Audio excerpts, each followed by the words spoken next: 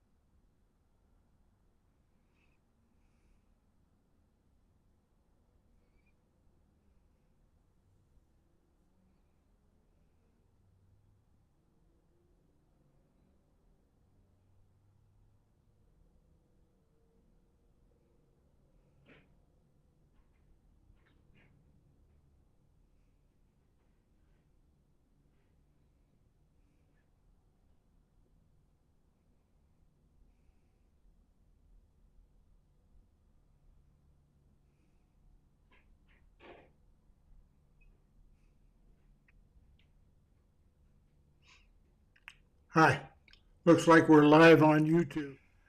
Hi, welcome back to Communicate and Connect on my Substack channel. I'm Victor Vogle. I like to kind of think of myself as your own private consultant, but I also like to think of myself as a tutor when it comes to leadership and communication, and specifically interpersonal communication. So um, tonight we're following up on item number 9 of the top 10 pain lists that we collected about 8 or 9 weeks ago. We started this process of going through the top 10 pain lists that leaders have. I thought that would be a good start, a good start to this particular program. What we have here, to be honest with you, is anything that doesn't talk about Trump or the Epstein files. So I try very hard not to mention any of that kind of information. I think you're probably over challenged with that now. Communication overload, I think, is our term for it.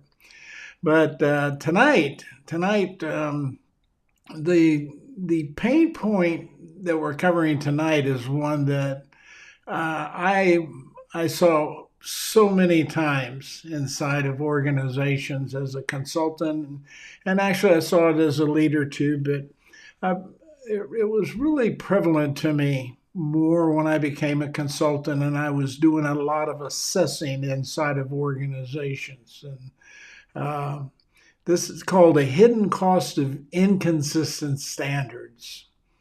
And so when we say inconsistent standards, that means most of the time to a lot of people, particularly between boss and subordinate or leader and follower, however you want to term your relationship, it smacks of fairness and unfairness, some things like that. But there's a lot more to it than that once you get into it and begin to realize how really interesting it can be inside an organization, but also how damaging it can be inside an organization. And again, so much of it is premised in communication, the lack of communication, the misinformation, the disinformation, and downright disinformation that people share, sometimes trying to curry favor or to win extra money in a budget meeting or something like that. So anyway, that's what we're talking about tonight. This program, I will start this because it's possible that somebody would see this video and not see what we're all about. So I try to say at the front of the video, this is an educational Substack. It's nothing to do with politics, and I'm not trying to gain large numbers of followers and make money off of that. I do have a lot of stuff I put behind a paywall because there's a lot that I'm providing here that's pretty extensive information, the kind of stuff I used to do inside of organizations as a consultant, making hundreds of dollars an hour. So for the little bit that we're asking per month here, there's a lot of information there, and there's a lot of availability and an opportunity to sit down and chat with me too, one way, shape, or form or the other. And I don't mind doing that so much because this is more of a retirement. I don't know. I would call it now a post-retirement. I think I've gone through a career and then a retirement, and now this is post-retirement. So I'm back at it, only from a different angle, from an educational angle, which I really love. It's so much better because I can look at things from an objective point of view without having to worry about reporting to a boss and trying to satisfy that boss to make sure I don't get fired and that I can up my salary and promote myself further up the ladder and all those things you used to do in a corporate environment. And then, of course, if you're a consultant, you still have a client that's sort of dictating much of what you can or cannot do. Where in this environment, which is a retirement environment, I can pretty much look at things as they are and see them objectively and begin to research and look into what really is the issue and what really works and begin to see. It's kind of where I realized, maybe a couple of years ago. I realized this a long time ago as a consultant, but from the standpoint of the data I've been collecting over the last 6 years or so, the last 2 years, it's where I realized how important communication really is. And it's what led to the books that are behind me here. The book on right there, Renaissance Leadership Odyssey, is really talking about changing the whole paradigm of organizations and leadership and the role of both of those principles, so to speak, the organization and the leader and everything that's involved in making that change. The others have to do with interpersonal communication. Two of them are there. You see, one of them I think is right here called Navigating Conversations, and the other book over here is called Understanding the Language of Body. You're going to see tonight, and you have seen consistently over the last 8 sessions of these I've done, how important that kind of information is, and they realize that most people have never been trained or spent any time learning about how to communicate. They can talk, they can hear, and they think that constitutes communication. Sometimes it does if for some whatever reason in your life you've gone down the right path and touched on it somehow. Most of the people I talk to, it's not. And it's something that you wouldn't see if you didn't study it, so to speak, and you probably wouldn't even be interested in it if you didn't study it, unless somebody like myself is on here pushing you to go that way. So tonight we're going to talk about how communication and leadership and things play out in this inconsistent standards thing that seems to be something that is a pain point for leaders to try to live and operate in while they're working as leaders inside an organization. So let's hop on over there to that. Let's see if I can. There we are. The hidden cost of inconsistent standards. If you didn't catch this slide, there's a little bit of money sticking out there, and it's kind of hidden. So it's kind of hard to find slides for certain things like hidden costs of inconsistent standards. But I thought that one was pretty cool, so we looked at that. So what do we mean by that? You know, the sense of what it takes to to be in that arena. The leadership is kind of like whether in mid-sized businesses, leadership sets the tone and the climate. It could be a really nice, enjoyable tone, or it can be an unpredictable. Leadership causes anxiety and a bunch of frustrations, and inconsistency stems from fragmented communication and emotional misalignment because of that impacts trust and a bunch of other things that can create some real stormy situations for people out there. So if you're into this, you begin to realize how much communication, how big a role communication really plays. It's probably the single biggest issue that makes something successful, and it's probably the biggest single issue that can tear down an organization. It can tear the fabric or the organization apart, and you can move from a collaborative, collegial, community-based organization to one that's divided and has a toxic culture that people just don't want to stay around too long. So inside an organization that is dealing with inconsistent standards, and I'll talk a little bit about some stories on a couple of situations that I dealt with when I was consulting. That had some significant difference so that you can kind of see where this goes as we go along.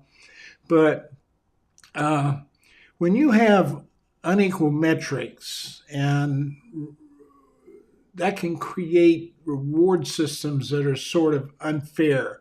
And so people will become confused about what is right and what is wrong, what is the standard, the correct standard, what is the wrong thing to be doing. That it becomes a little confusing because people will hear the wrong messages, or the message, or not even hear the message at all in some cases.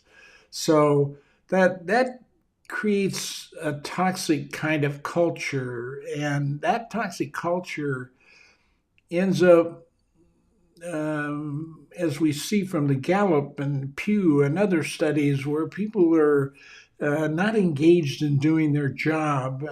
And what you're going to find is your better people are leaving your organization, seeking out other opportunities in other organizations. And not everybody will do that, but those that are left behind are those that are just basically not your top performers, and they're just really probably only going to do what is necessary just to stay employed. So you're never going to get that higher level of performance that you're always seeking when you're trying to grow and compete with other organizations. And so what suffers from all of that, there's a lot of suffering that goes on from that.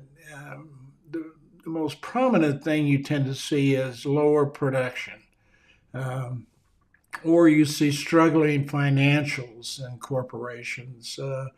They're either not producing the product at the rate and the quantity or the quality that they need to be produced at, or when they are producing it at the quantity and quality, the cost factors are far greater than should be because their people are not quite sure of how to do that. So they may take different approaches to getting something done that isn't according to the standard operating procedures that go there. Standard operating procedures seem to be pains, but they're the thing that say that this is the way it should be done. But then somebody comes in and changes it or alters it to try to cut costs and make their budget or make their bonus a little higher. And that puts a burden on you because you're not supposed to do that, because then the customers getting the quality they're supposed to get. There's a good article in Gallup about that today, that employees are really concerned about delivering to the customer out there, but with the staffing shortage, and we're asking people to do more than they have ever done for the same amount of money, there's this real frustration with that because they feel like they're not getting the customer what they're supposed to get, and they are not feeling comfortable with who they are and what they're doing in their career. So that's an example of that right there. I mean, I think I just saw this last week, came out in the Gallup newsletter that I get. And I thought to myself, well, that's kind of relevant to what I'm talking about here, and that is that you have that the metrics that aren't consistent and standardized, the culture becomes toxic, and the productivity suffers, and you begin to see costs begin to increase. You see safety, but not just the safety for the employee, but safety for the customer too. They'll shortcut. If you're in the food industry, that's a real significant potential danger when you come into organizations like this that don't have their act together, aren't performing like they should be performing in that area. I know when I did a lot of work in the fast food industry, for example, and I could tell the difference between restaurants that really had their act together around this consistency standard area and those that didn't. And it normally led from management, and the communication and the relationship between the leadership was probably the single biggest thing that was a problem there. So, leadership is not what you say, but is what is heard. Now, we talked about this last week, and the week before, and the week before, and the week before.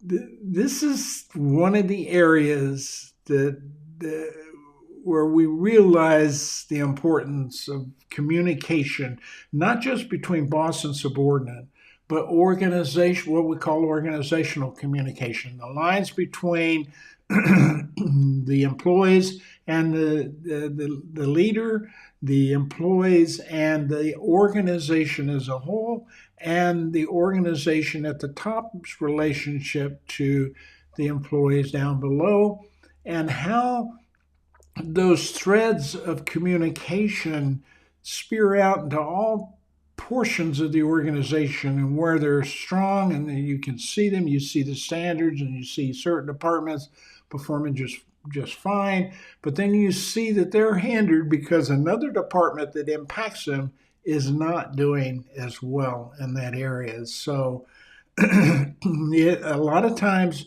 this comes down to misrepresentation or just mistaken information, because I say I live by an axiom when it comes to communication and with anybody, period, whether it's leaders or whoever. And that is the meaning of the message that you are creating to send to somebody. The meaning of that message always resides in the mind of the person receiving that message. So that's a little what we're saying here. It's not what you say, it's how that person heard what you said. That's how it's going to get interpreted. There's so many things in that communication process. Just the communication side of the process, not even the interpersonal side, which we learned over the last few weeks is the interpersonal, emotional side of communicating with somebody. Just the process side can screw that up immensely. It's amazing. One of the areas that happens is verbal. If your verbal versus nonverbal conflict sends mixed signals to people. If your people trust nonverbal cues so much more, and we talked about that last week, and again a couple of weeks in front of that. We talked about the neuroscience as to why that is for us as humans. And I can't emphasize enough to get your arms around this. If you get your arms around anything in terms of what I'm telling you about communication, get your arms around making sure that your nonverbal cues reinforce and align with what you are actually saying in your words. That is the way you're going to get the best potential opportunity for that person who hears your message to hear it the way you intended it to be. Okay, so that's the important side of this. For example, if saying accountability, but showing a disinterest. So you could say to somebody, this is important for us to get done for the company to be successful, but you never put any emphasis or priority on it. And employees don't see it being prioritized. So they're assuming because your lack of interest in this, which is a nonverbal cue, is signifying to them that you really don't think it's as important as what you said when you said it was we're accountable for this and it's important. The way you said that is what they heard, and that lack of interest following up, if you never touch on it again, if you never put it into a structured feedback follow-up, whatever that is, that's what they hear, that you're not interested. So they're not interested. And then when it comes time to look at it and all of a sudden you're supposed to be there and it's not, you go, uh-oh, I'm in trouble. And you go start yelling at employees and they go, well, we just didn't, I don't know, you didn't seem to be interested in it.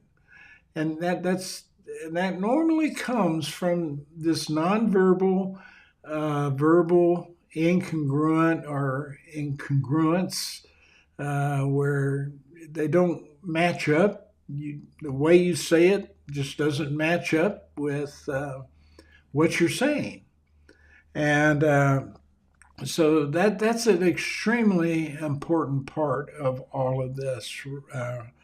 The impact of nonverbal incongruence is really, really important for you to get your arms around as a leader. Probably one of the single most important things you can do. When your body language says, I don't care, but your words say this is a priority, you set an inconsistent standard. So you're being inconsistent when you do that. Consistency is one of the 4 C's that I say is necessary for trust. There's compassion. There is congruence, which we just mentioned.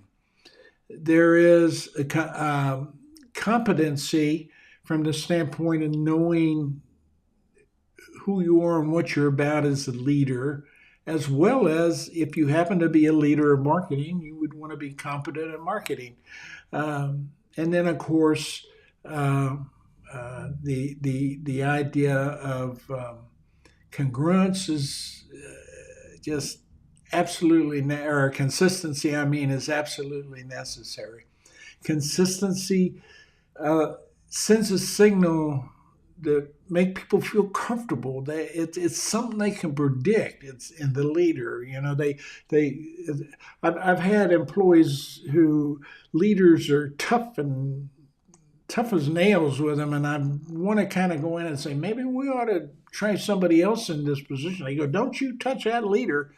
He may be tough, but there's a couple of things that you need to know. And I go, well, what's that? And these were actual statements I got out of some employees one time. They said, one, when you're sick, he's the first one at your door with soup or food or whatever you need. He brings it directly to your doorstep and makes sure you have what you need. And then secondly, he's consistent.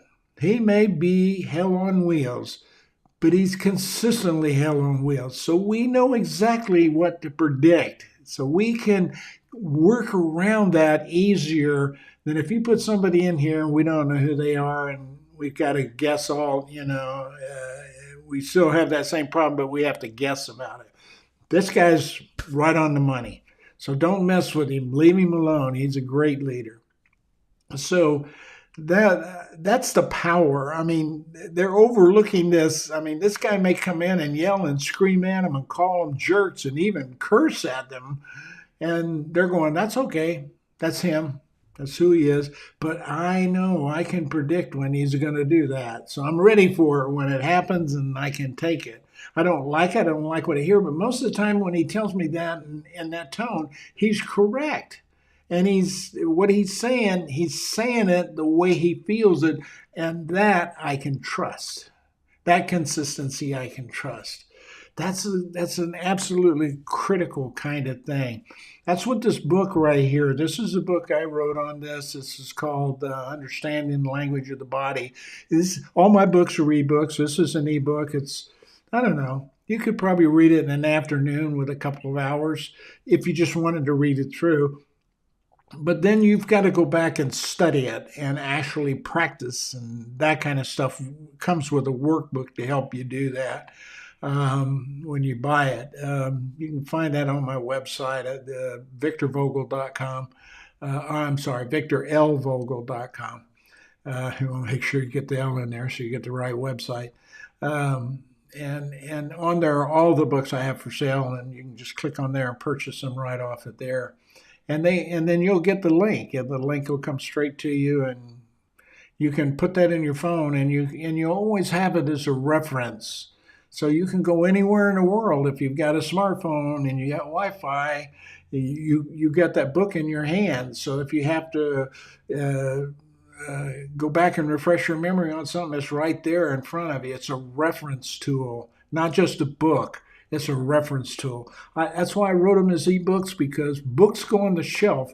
You never take those books, all four of the. So I have 3 books on interpersonal communication. You wouldn't take those 3 books off the shelf and stick them in your backpack. At first, it'd be really heavy, and then secondly, you got to thumb through and go to a page or whatever, and and this one you can just go right in, open up, click on the agenda in the front, or go to page, and if there's something in there that you need that's associated with something that I didn't write about, but you need to know about it, like positive intelligence or something like that, there's a link in there. You click on that and you go straight to that. So that resource is available to you too. So this is powerful stuff here, and it's one of the things in the paid subscription segment that along with this kind of video enhancement tutorial, so to speak, on the newsletter. We're all about the education, starting to enhance, provide you more and more bits of information, the best we can do that, and then we can adjust it and to fit your needs out there as you tell me, and so I can operate with you like a consultant. The more I know about you and the more we interact, the more I can change and adapt and take the knowledge I have and get it to you the way that's going to work for you. Okay? So anyway, I'm sorry I went on a rant here about the book, but this book will tell you all of the nonverbal kinds of things that are going on. There's more than eyes and facial features and crossing your arms and body posture. There's a lot more that can enhance your ability to improve your relationship with your employees from that standpoint. So, what are the fallouts if the things that you're going to see? There might be signals that you have problems with this inconsistency in standards. One of them is learned helplessness. It's unclear rewards cause disengagement. For example, if you're rewarding, if you've got a boss that's rewarding somebody for one thing, and it's not according to the standard, and you got another boss that's rewarding according to that standard, you got inconsistency, and you start talking about fairness at that point, equitability inside the organization.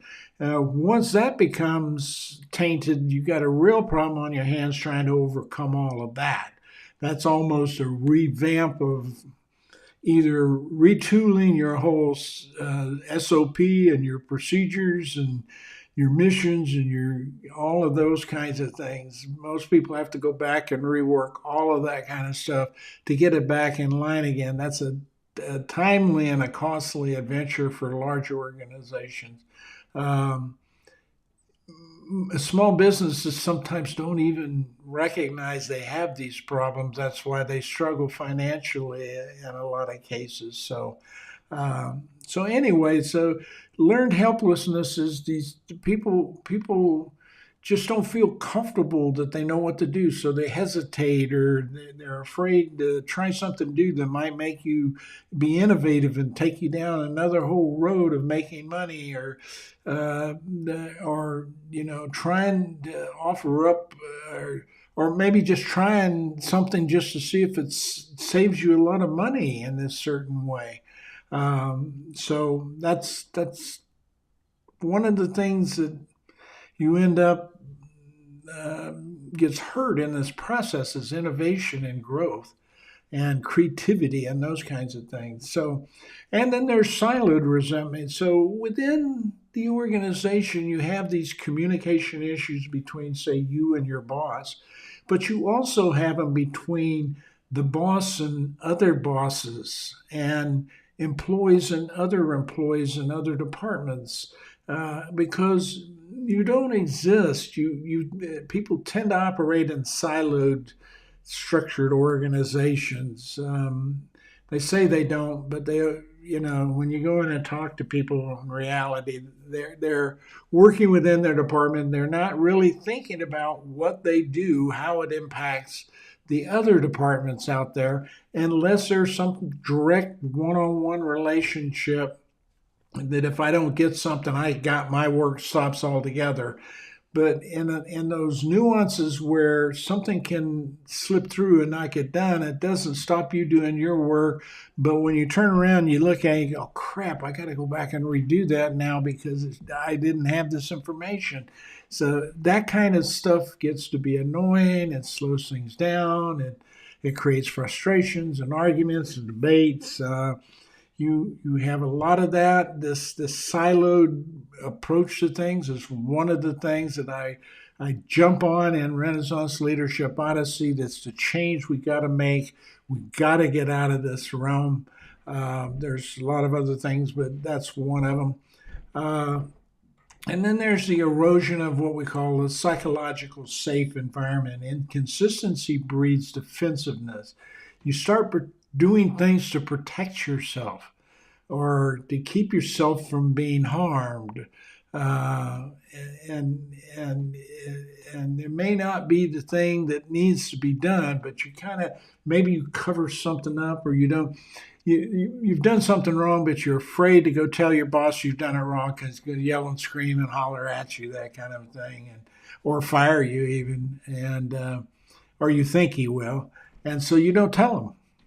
And then eventually it creeps up somewhere in a bigger, more massive way that really does get you fired or really does cause a lot of headaches for people. And you just didn't feel comfortable bringing that forward. So that's what we're talking about here. Within the organization, there are lots of tentacles of communication where information goes down, information needs to come up, it needs to go horizontal. What you want in an organization is not an organization of departments interacting effectively. You want a communal organization, one that's sole purpose in living depends on the vitality of all of the other departments within you. I kind of operate from what's called a closed system of communication. That's a little odds with what the normal communication world does, and professionally in the university and everything. But it's like your body. Everything within your body depends on the other part. So if you're doing something over here and it's affecting another part of your body, um, one of them starts failing, then eventually the other one starts failing. And there may be some things you get away with, but after a while, all of those parts are critical to you. So that's the way I think of an organization. Everything within an organization impacts everything else, and it's critical to the survival and success of everybody in that organization. And so you have to be communal in your approach. That's one of the other areas that we need to change that I talk about in Renaissance Leadership Odyssey. So the organizational fallouts are you begin to have a workforce that's not producing and leaving and skipping out of the company, or they're not engaged, and we see that a lot. For 5 years, we've had low engagement in employees within a company. There's only been about 30% of people that say they're highly engaged in their work inside a company. That means 70% aren't, folks. And many of those 70% are looking for other jobs. So this is the thing you say, and all of that becomes it becomes psychologically uncomfortable for you as an employee, and frankly, in some cases, it can create a safety issue. Where at the extremes, you have these severe situations where employees go radical and decide to shoot up the office because they didn't like the boss. Or I've been engaged in enough of those that I tell people it can go there. It can go there. You have to understand that when you're relating with other people inside an organization.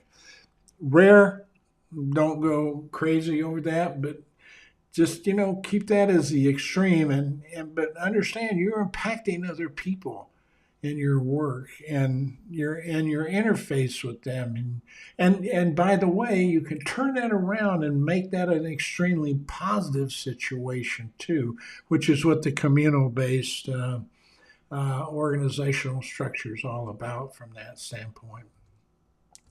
So what do you want to do to kind of correct all this? One of the things you want to do is become a radical nonverbal alignment.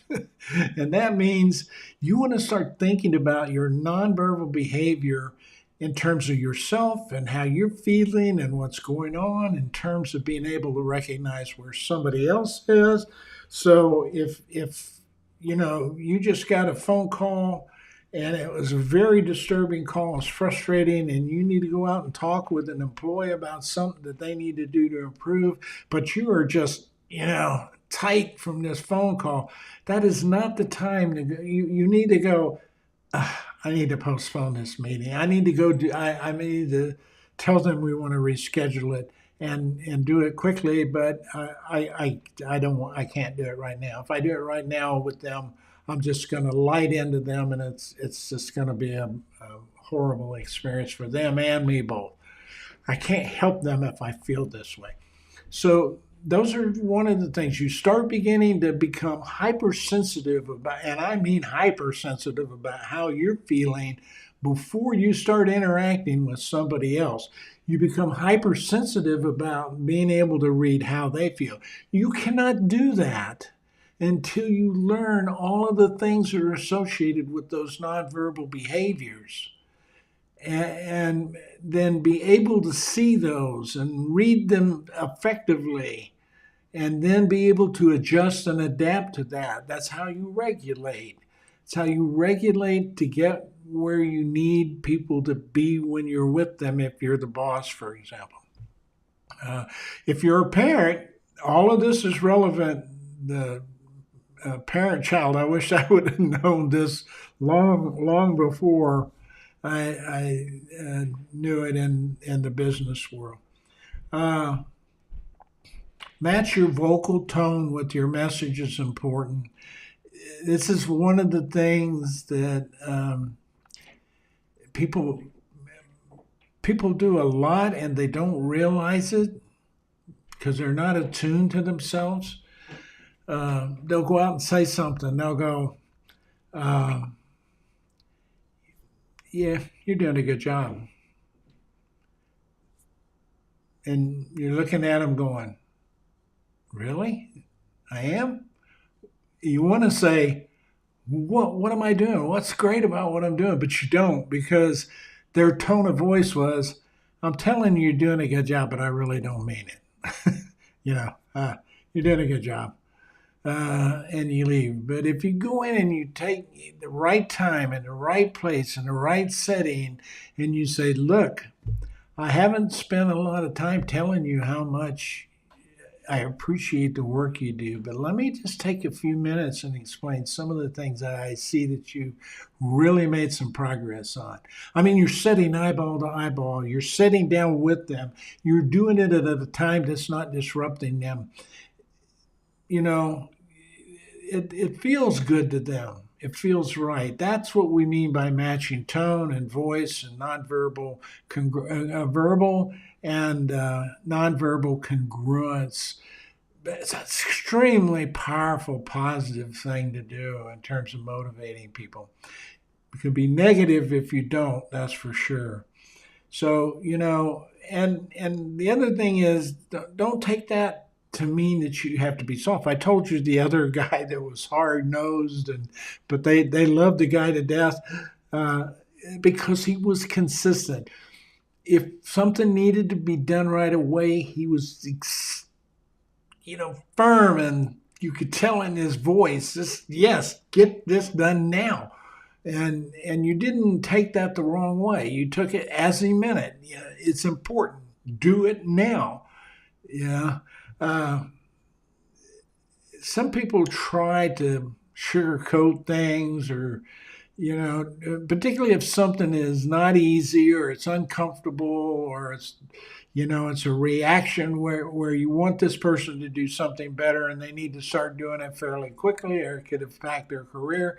When you're talking to somebody like that, you can't talk to them in soft tone, what we would call tough love kind of language. You want to be straight. You have a problem here, and I want you to be successful, but I want you to realize this is a problem, and we do have to correct it. Now, I'm going to do everything I can do to help you get through it, okay? But here's what you have to do. Here are the boundaries that you are bound by that you really need to do right now, okay? Because I can't allow you to go beyond here, or I become inconsistent with everybody else. And I don't want to do that. I want you right in there with everybody performing at a high level. Now, here's what I want you to do, and I want you seriously to dig into this. And we will have a meeting about this in a week and see how it's going. If you have any problems, you come to me, okay? And I'll work with you on this, but we are going to get you to this point. There's a big difference in that than sugarcoating that and saying, well, it's I can understand how you feel, and I don't want you to feel bad, and you don't want to do that when you need to be firm. So that's another big mistake that leaders have, particularly when they're terminating somebody from a job for non-performance. My gosh, there's a way to do that. I call it firing with finesse, but there is a way to do that where a person will walk out the door shaking your hand saying, thanks a lot, I appreciate it. And if you would do this, you not only would you save yourself some legal recourse possibly, but you will have people going out there saying, this wasn't right job for me, but that's a hell of a company to work for. Now, I've had situations where people have said that about organizations, and we've worked with leaders to get them to the point of being able to not consider it firing, considering it changing opportunities. And people go, oh, that's just language. And no, it's not. It is a different perspective, a whole different emotional approach to what you want to do with this person. You want them to be successful, so you're going to help them, give them some time and not put them in a situation where they're worrying about their salary and their money and all of that. But still trying to stay in. That's one of the areas I had a problem with. Well, 2 weeks, you got 2 weeks and that's it. Well, what if it took the guy 3 weeks to find a job, or 4 weeks? Would that really, and you got at least some work out of them while they were doing that? you have to learn to do what's best for you and the organization and people in it. Okay, even when you're firing them, you can look at it from that standpoint. Okay. Equity audit dialogue. Use standardized templates for feedback. Set times. Don't just go, well, I got to give some feedback. Be consistent. If it's 6 months, be there on 6 months. If it's every day, if that's your decision, do it every day. But do it. Do it in a scheduled, formatted way. Unknown fairness between different employees. Learn how to take that out of the system. Identify that earlier on and begin to align it to what is fair. Get your employees engaged in helping you define that. Okay? Don't just go in and try to do it, because what you set yourself up for is, hey, what do you mean by fair? You think this is fair? You don't think this is fair? Yeah, so I have to decide what's fair. And then one of you is mad at me. Now let's sit down and what is fairness and why is fairness important here? Talk them through it. You'll be surprised with that collaborative approach that we call that collaborative conflict management resolution. That kind of approach often takes employees into a direction where they start working together and they come up with some really cool stuff out of that. And remove some subconscious biases. What happens is when you do this, when you work on your nonverbal, when you work on your communication, when you work on the consistency of these, and so much of them I don't have time to tell you here that are in the book, that talk about these things that you need to be doing on a consistent basis, and to learn them, not just read them and be able to recite them, but to learn them, understand what it feels like to be this way. Then the subconscious biases begin to disappear. They begin to disappear, and you begin to regulate. Then you can regulate two different people, two different ways against a common ground. It's hard to do, and if you don't understand the dynamic of it and how to do it. But you can do that. You can treat two people two different ways, but they'll feel like they're being treated equally the same way along a common ground. And it's because you know them. It's because you're interfacing with them. You're relating to this one because this person comes across and has this issue. This person is different. All your employees are different. That's how you have to be able to do these things. We don't spend a lot of time teaching people this kind of stuff in the organization. Establishing meta communications loops. Encourage open feedback about leadership behavior. Begin to talk about how you behave with each other. Assess yourself, assess your organization.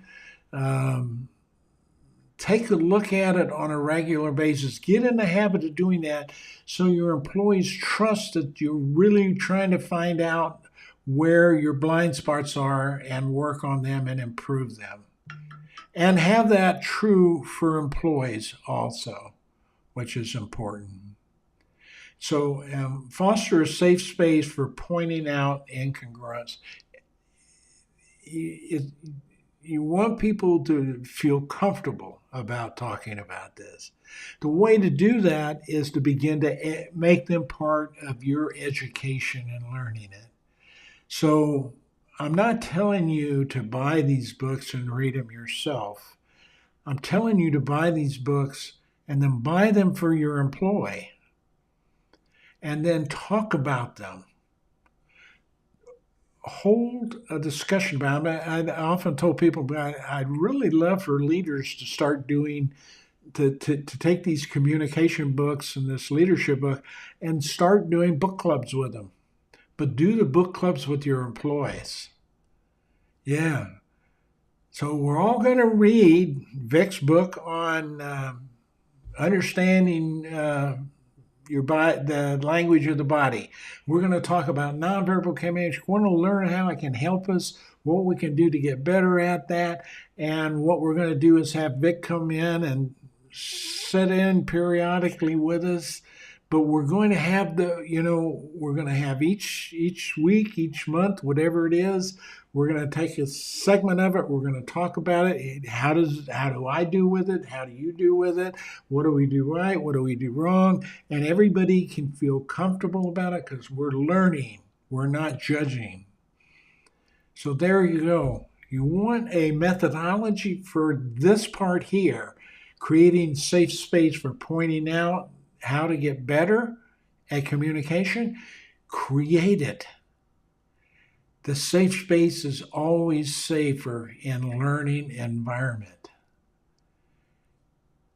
Buy the books, start doing book clubs with your employees. You're going to be surprised how much they learn about how to communicate with you. And that's going to make your life as a leader so much better. Trust me, it will. So here's your key takeaways right here. There's some of the books that are available. Again, they're on my website. You can go to those. There are several places I post these books where they're all available. My website is the best place to find all of them. And that's Victor Vogle, VictorLVogle.com. Here's what I want you to take away. Inconsistency stems from communication failures. In nearly all situations, they do. If you had robots doing these, they would do them perfectly every time, and every robot would do it perfectly, so there's no need for any robot to talk to any other robot. Unless one robot's battery is lower than the other and they misdo something and the other robot gets stuck and they can't do anything and the whole line stops. So all these people who think a robot's going to replace people, that's what's going to happen. It's going to be the same. It's just going to be, there's going to be nobody there to help you and they're not talking to each other. So everything just stops, period. Anyway, this is something I thought about the other day. Nonverbal cues carry significant weight. Nonverbal communication is the most important communication you need to pay attention to. For yourself, check yourself first, check the other person, then have your conversation if it's right. If it's not right, postpone it, okay? Focus on alignment, equity, audits, these, check. By equity audits, I mean, check on yourself periodically. Conduct assessments. I have this 360-degree assessment on communication. It's actually asks the questions about the closed system of communication that I have, and the questions are the behaviors that I see leaders do in these areas. Over 45 years I was watching them. I got these questions down, and now they're in the form of an assessment. So I can hand these to employees, and they can rate how they feel about you. You can rate how you feel about yourself. You can see the difference between how the two of you see it, if there is any. There almost always is. I will tell you that up front.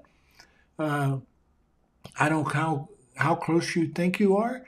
When you do an anonymous survey, you get some anonymous feedback, and sometimes that is what we call a wake-up call to leaders.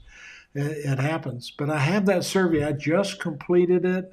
In fact, if you know of anybody who has at least 5 people, maybe 5 to 20 people that are reporting to them, 20 is a pretty big span of control. But I'm looking for 5 or 6 or 7 beta people that I can send this test to.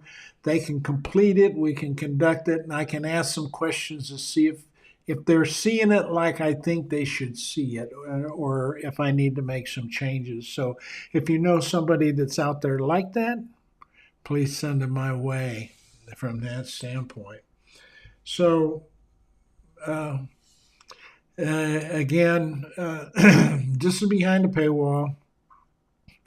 I am doing that for a reason, not just to make money. I'm doing it try to keep the number of people that I have to deal with down, because I want to be able to interact with people, and you can't do that.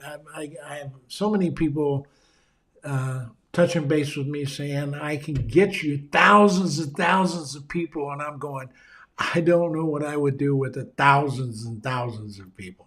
I wouldn't feel like I would be making a difference in their careers. If I had thousands and thousands of employees who could go out and work with them, yes, but there are not that many people that are going to learn what I know and this system, because we haven't trained them out there in the world.